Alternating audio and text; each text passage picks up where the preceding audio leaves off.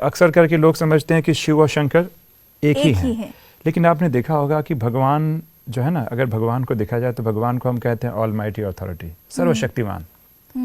और जब भी हम महादेव जी को देखते हैं, वे हमेशा जब हम महादेव शब्द उच्चारण करते हैं तो हमारे मन में कौन सी छवि आती है? शंकर जी की। और क्या करते हुए हमें महसूस होते हैं? कि वो तपस्या कर रहे हैं। करेक्ट। तो हमेशा हमें यही आता है कि कहीं ना कहीं वो ध्यान मग्न है। अब आश्चर्य की बात है कि मेडिटेशन या ध्यान कौन करता है? मेडिटेशन या ध्यान वो करता है जिसे शक्तियों की आवश्यकता हो जी। लेकिन जो स्वयं शक्तियों का स्रोत या स्वरूप हो, उसे किसी प्रकार की मेडिटेशन की आवश्यकता नहीं है जी। हमें और आपको लगता है मेडिटेशन की जरूरत है, क्योंकि हम कहीं ना कहीं अपने मन को एकाग्र करना चाहते हैं। अगर महादेव भगवान है तो क्या महादेव फिर आखिर किसकी साधना और किसकी तपस्या कर रहे हैं? जी, उन्हें योगी भी कहा गया। योगी भी कहा गया, तो आखिर वो किसके साथ योग लगा रहे हैं जी? लोगों का अक्सर करके ध्यान इस बात पर नहीं जा पाता है। तो वास्तव में देखा जाए तो महादेव जो हैं वह शिव का ध्यान करते हैं। अभी आपको आश्चर्य लगेगा, क्योंकि हमने बताया था कि परमात्मा जो है निराकार है, तो शिव जो है निराकार है। लेकिन शंकर जी जो हैं वो साकार रूपी देवता हैं। और मैंने आपको देवता और परमात्मा का अंतर बताया था कि परमात्मा एक होते हैं और देवताएं अनेक होते हैं। तो वास्तव में देखा जाए तो शिव पिता हैं और शंकर उनके पुत्र हैं। अच्छा, ये बहुत ही बड़ा अपने आप में आश्चर्य है, और कई लोगों को आश्चर्य लग भी रहा होगा, क्योंकि शायद हो सकता है कि हमने इसके पहले कभी सुना भी नहीं है। बट गहन अध्ययन ये बताता है कि दोनों में काफी अंतर है। जब हम महादेव की बात कर रहे हैं, शंकर जी की, तो ये भी देखा गया कि उनके सामने शिवलिंग रखा होता है। बिल्कुल सही कह रहे हैं। इसलिए देखिए, कभी भी आप अक्सर करके भारत में हमारे जो शिव मंदिर होते हैं, तो किसी भी शिव मंदिर में जाएंगे तो आपने देखा होगा कि आप जल कहाँ पे चढ़ाते हैं? शिवलिंग पर। और शिवलिंग पे आप जल चढ़ाएंगे और समक्ष में सामने कहीं ना कहीं शंकर पार्वती जी की मूर्तियां रखी रहती हैं जी। तो प्रश्न ये उठता है कि अगर दोनों एक हैं तो ये अलग अलग अंतर क्यों जी? और वो कोई खुद ही की क्यों पूजा करेगा? बिल्कुल सही। तो चाहे शिव जी को चाहे बताते हैं कि जैसे महादेव जी को बताते हैं कि ध्यान मग्न है, तो किसका ध्यान कर रहे हैं? और अगर ये दोनों एक हैं तो अलग अलग क्यों? इतना ही नहीं, आपको और भी मैं एक आश्चर्य की बात बताऊंगा कि हमारे भारतवर्ष में 12 ज्योतिर्लिंग मशहूर है जी। 12 ज्योतिर्लिंग भारत के हर कोने कोने में जी। लेकिन ये जितने भी प्राचीन मंदिर में जाएंगे, आप पाएंगे कि जो मंदिर का गर्भगृह होता है, स्कैंडम होता है, जो गर्भगृह होता है, वहां पे सदैव शिवलिंग ही विद्यमान रहता है जी। तो प्राचीन काल में हमारे ऋषि मुनियों को कहीं ना कहीं इस बात का इल्म था, कहीं ज्ञान था कि निराकार जो पर ब्रह्म परमेश्वर जो कहा गया है उपनिषदों में, वेदों में, वो निराकार है। बट इस निराकार की पूजा कैसे की जाए? क्योंकि हम it is very difficult to visualise, right. अगर मान लीजिए, ये भी हमने बताया कि परमात्मा ज्योति स्वरूप है, तो आप आखिर एक ज्योति पे आप जल और पुष्प कैसे अर्पित करेंगे? इसलिए लोगों ने क्या किया? एक अंडाकार आकार दिया।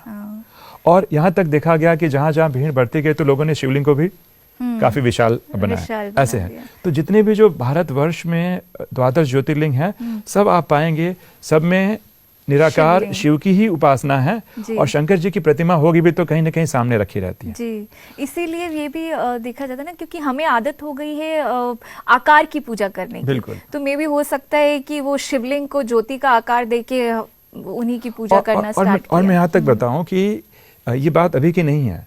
जब भारत में वैदिक काल चल रहा था, उपनिषदों का काल चल रहा था, आपको आश्चर्य होगा, तब भारत में हिस्टोरिकली एक भी मंदिर नहीं पाया जाता है। तो एक समय था जब लोग यज्ञ करते थे, ध्यान साधनाएं करते थे जी। ये मैं बिल्कुल ही रिस्पॉन्सिबिलिटी के साथ कह रहा हूँ कि वैदिक काल में भारत में कोई प्राचीन मंदिर नहीं है। मंदिर नहीं थे? हाँ, मंदिर जरा भी नहीं थे। लोग क्या करते थे? यज्ञ इत्यादि किया करते थे, वैदिक और उपनिषद काल तक भी। पहला मंदिर आई थिंक सोमनाथ जी का मंदिर जो कहते हैं, मंदिरों का तो बिल्कुल बहुत बाद में शुरू हुआ। जब भारत में जब बौद्ध धर्म आया तब ये मंदिरों की परंपरा शुरू हुई, वरना उसके पहले मूर्ति पूजा जस्ट शुरू हुई थी। इसके बहुत सारे हमें प्रमाण मिलते हैं, लेकिन मंदिरों का प्रमाण नहीं मिलता है। हाँ, कुछ एक चीज मैं बता दूं जो आपके प्रश्न के कहीं ना कहीं उसके उत्तर को स्पष्ट करता है। अगर आप ऐतिहासिक साक्ष्य की बात करें तो मुंबई में, जैसे हम मुंबई से हैं, तो मुंबई के पास ही निकट में आपने देखा होगा कि एलिफेंटा केव्स हैं जी। तो वहां पे त्रिमूर्ति की प्रतिमा आपने सब जगह देखी होगी। तो एक तरफ त्रिमूर्ति है और दूसरी तरफ शिवलिंग। तो वहां पे भी प्राचीन कुछ मंदिर है, भले वो मंदिर लगभग जो है 1000 वर्ष पुराना है। तो इन मंदिरों में भी बताते हैं शिव की प्रतिमा अलग और त्रिमूर्ति अलग है। तो अगर वो एक है तो दोनों को अलग अलग क्यों? और मैं केवल मुंबई नहीं, आप राजस्थान में उदयपुर देखिए, उदयपुर में एक लिंग महादेव का मंदिर है, तो वहां पे 3 मुख दिखाया गया और नीचे शिवलिंग दिखाया गया। अगर वो एक है तो ये अलग अलग क्यों? अलग अलग क्यों? तो शिव और शंकर दोनों में अंतर है और ये हमारे प्राचीन ऋषि मुनियों को मालूम था, इसलिए उस प्रकार से उपासना होती थी। लेकिन जैसे जैसे समय बदला तो समय का प्रवाह भी बदला और ये सारी चीजें धीरे धीरे मिक्स होने लगी। ये कितना विचित्र है राजीव जी, मैं सोच रही हूँ महाशिवरात्रि का पर्व आता है, हम शिवलिंग की पूजा करते हैं लेकिन हम इमेजिन शंकर जी को करते हैं। बिल्कुल बिल्कुल। और इतना ही नहीं, मैं आपको यहाँ तक बताऊं, सिर्फ पूजा की बात नहीं, हम जब मंदिर में जाते हैं तो श्लोक क्या बोलते हैं, मंत्र क्या बोलते हैं? ओम नमः शिवाय। ओम नमः शंकराय नहीं बोलते, शिवरात्रि कहते हैं, शंकर रात्रि नहीं जी। शिव पुराण कहते हैं, शंकर पुराण नहीं। और हम तो यहाँ तक कहते हैं सत्यम शिवम सुंदरम, ना कि सत्यम शंकरम सुंदरम। तो राजीव जी अभी इतनी वंडरफुल बात आपने मुझे समझाई है कि अब मुझे ऐसा, पहले तो मैं शिव जी बोलती थी तो मुझे शंकर की प्रतिमा ही याद आती थी, अब मुझे शिव जी जो हैं वो शिवलिंग से जोड़ने हैं, और जब मैं शंकर की बात कर रही हूँ तो वो देवता हैं, महादेव जिनकी हम बिल्कुल बात बिल्कुल आप सही कह रहे हैं। देखिए क्या है कि शिव जी तो भगवान है ही जी, निराकार पर ब्रह्म परमेश्वर हैं, और महादेव जी जो हैं कहीं ना कहीं उनकी साधना कर रहे हैं। तो दोनों के कर्तव्यों में भी काफी अंतर है, क्योंकि देखिए शिव जी जो है उनका मुख्य कर्तव्य क्या है? कल्याण करना, मंगलमय।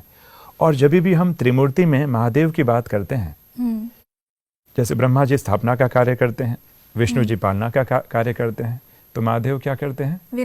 विनाश। तो पुरानी सृष्टि में जब भी प्रलय लाना है, महाविनाश करना है, तो शंकर जी अपना कर्तव्य का निर्वाह करते हैं जी। तो शिव और शंकर में काफी अंतर है। लेकिन ये बात को सुनकर कई बार ना हमारे, हो सकता है श्रोतागण कई बार सोचे कि अरे ये ऐसे कैसे हो सकता है, क्योंकि जब मुझे याद है, जब मैं शुरू के दिनों में, जब मुझे इसका इल्म नहीं था, ज्ञान नहीं था, जब हमने अध्ययन शुरू किया, जब हमें इसकी स्पष्टता मिली, तो मुझे थोड़ा सा सरप्राइज लगा था कि अब तक मैं भक्ति कर रहा था, क्या सारी भक्ति व्यर्थ गई?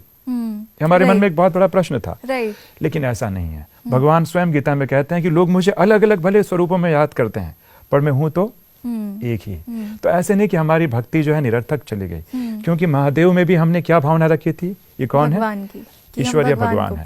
तो महादेव, और बताते हैं, यहाँ तक वही आश्चर्य की बात है कि हमारे पास बहुत सारे चित्र हैं जिसमें महादेव तपस्या कर रहे हैं और समक्ष क्या रखा गया है? शिवलिंग रखा गया है।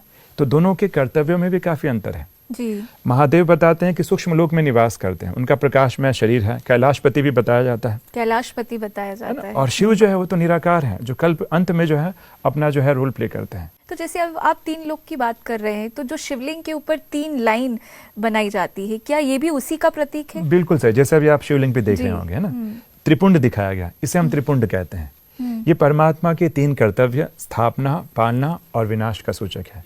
तो शिव जी जो है ये तीनों कर्तव्य जो है ये का निर्वाह करते हैं। ये इनके त्रिकालक का भी प्रतीक है, ये इनके 3 कर्तव्य का भी सूचक है, और ये इनके त्रिलोकीनाथ होने का भी सूचक है। तो शिव सर्वोच्च है, इसमें कोई शंका या डाउट रह ही नहीं जाता है। हाँ, ये ज्योति स्वरूप है, प्रकाश में है। और शंकर जी जो है, उन्होंने इतनी जो साधना की है, इतना जो बल प्राप्त किया है और इतना जो क्षमता प्राप्त की है, वो शिव जी के कार्य का, महाविनाश के कार्य का निर्वाह करते हैं। तो दोनों के कर्तव्यों में भी जमीन आसमान का अंतर है। जैसे कि राजीव भाई आपने त्रिलोकीनाथ बोला, तो जब हम लोक की बात कर रहे हैं तो हम कौन से लोक की बात कर रहे हैं? क्या हम कैलाश लोक की बात कर रहे हैं जहाँ पे महादेव ने तपस्या करी थी? ये कौन से लोक की बात है? ये बहुत ही बढ़िया प्रश्न है। आपको आश्चर्य होगा कि जब हम भारतीय शास्त्रों का अध्ययन कर रहे थे, तो वेदों और पुराने जो हमारे शास्त्र हैं ना, उसमें केवल 3 लोक का जिक्र आता है जी। और 3 लोक कौन से हैं? मनुष्य लोक, सूक्ष्म लोक और ब्रह्म लोक या परलोक या परम धाम। इसे आप शिवपुरी भी कह सकते हैं। मोक्ष मिल गया। और यहाँ इतना ही नहीं, यहाँ तक कि ये जो जिसे हम परम धाम कहते हैं, गीता में भी इसका जिक्र है कि सूरज तारागण से भी परे मेरा वो लोक है और मैं अव्यक्त हूँ। तो गीता में जिसे अव्यक्त कहा गया है, निराकार कहा गया है। आपको आश्चर्य होगा कि गीता का एक श्लोक है, बहुत ही फेमस श्लोक है। गीता में तो शब्द आता ही है, मैं अव्यक्त हूँ, अजन्मा हूँ। और एक श्लोक है जो 8वें अध्याय में 9वां और 10वां श्लोक अगर हम पढ़ते हैं, तो उसमें क्लियरली बताया गया कि मैं अचिंत्य हूँ, मैं बहुत ही सूक्ष्म हूँ, अणु से भी सूक्ष्म हूँ, मैं सूर्य वर्ण हूँ, क्लियरली बताया गया, और मैं पुरातन हूँ। तो वास्तव में परमात्मा जो है वह इस दुनिया से बहुत परे अपने परम धाम में रहते हैं, जहाँ सूरज और चंद्रमा की जो रोशनी ना पहुंच पाए, वहाँ वो परम धाम है। उसे हम परम धाम कहें या शिवपुरी भी कह सकते हैं, जहाँ शिव निवास करते हैं। और केवल हम जब 3 लोक की बात करते हैं, जैसे मैंने बताया मनुष्य लोक, सूक्ष्म लोक और ब्रह्म लोक या परलोक, तो महादेव शंकर जो है वो सूक्ष्म वतन निवासी हैं जी। और जो शिव जो हैं वो परम धाम में निवास करते हैं। और क्योंकि शिव सर्वोच्च हैं, वो एक हैं, परमात्मा है, तो केवल सनातन धर्म नहीं, अन्य धर्म में भी इसका जिक्र है।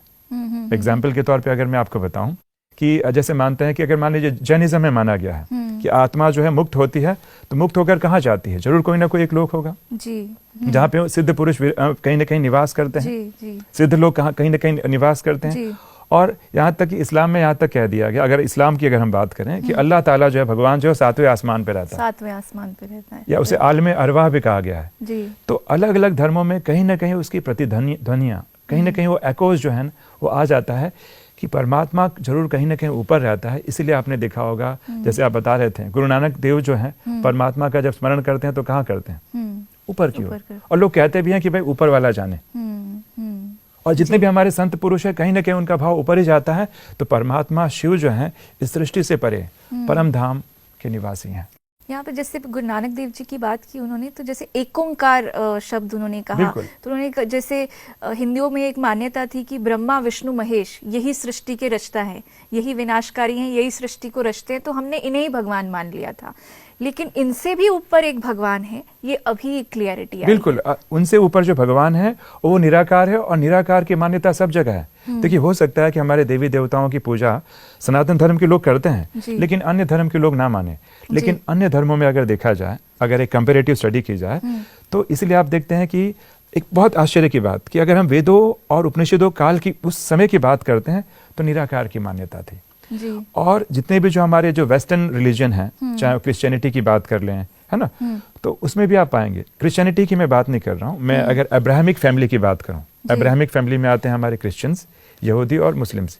तीनों भाई जो हैं, तीनों जो धर्म हैं, एक कॉमन एंसेस्टर में बिलीव करते हैं, अब्राहम में बिलीव करते हैं। ओके। तो उसके अगर पहले की हम परंपराओं की कहीं ना कहीं गणना करें तो एक निराकार की ही मान्यता थी। इसलिए आप पाएंगे कि कहीं ना कहीं जो हमारे मुस्लिम भाई हैं वो मूर्ति पूजा में विश्वास नहीं करेंगे, लेकिन निराकार में विश्वास करें। तो गुरु नानक ने जो एक ओंकार कहा, तो वास्तव में वह एक ओंकार कोई और नहीं, वो निराकार परमपिता परमात्मा शिव ही है। लेकिन जब हम कभी भी किसी निराकार को साकार माध्यम, चाहे हम शंकर जी के साथ लिंक करें, चाहे कृष्ण जी के साथ लिंक करें, तो केवल एक धर्म विशेष, केवल वो सनातन धर्म तक ही सीमित नहीं है। कितनी वंडरफुल बात है राजीव भाई कि अगर ये क्लियरिटी मिल जाए कि वाकई में भगवान कौन है, तो ये जो धर्म के नाम पे इतने झगड़े हो रहे हैं और कोई ये कह रहा है हमारा धर्म ऊपर, ये हमारा धर्म ऊपर, तो एक्चुअल में भगवान तो सब एक ही है और सभी धर्म वाले उस चीज़ को मानते हैं कि भगवान एक है, लेकिन मानते सब हैं लेकिन फॉलो कितने करते हैं। वही बात आती है कि लोग आज बड़े गर्व से कहते हैं हम भगवान को तो मानते हैं, हाँ, लेकिन भगवान की कितना मानते हैं, ये बहुत बड़ी अंतर हो जाता है। तो आज बहुत ही वंडरफुल बातचीत रही और आपने जो क्लियरिटी ये क्लियर की कि शंकर और शिवजी जो हैं ये दोनों सेपरेट हैं। इसके साथ और भी बहुत सारे रहस्य हैं, बहुत सारे क्वेश्चंस हैं जो शंकर जी के ऊपर हैं, जो हम अगली कड़ी में आपसे बातचीत करेंगे। आज की पूरी चर्चा के लिए आपका बहुत बहुत धन्यवाद। ओम शांति। ओम शांति। तो दोस्तों, ऐसे बहुत सारे रहस्य हम आपके लिए लेकर आएंगे अगली कड़ी में, जो कि परमात्मा से जुड़े हैं, शिव से जुड़े हैं और आपकी श्रद्धा से जुड़े हुए हैं। तब तक के लिए ओम नमः शिवाय।